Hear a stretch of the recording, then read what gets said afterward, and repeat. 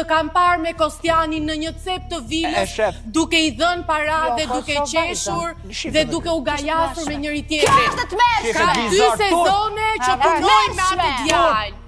Zonja Cëriku, mos na trëmne. Po gënjen! Ti e ke korruptuar, i ke dhënë para, dhe ai votoi kundër Aldit dhe pro teje. Sinqerisht turp po plan. Ti ke ndonjë provë materiale?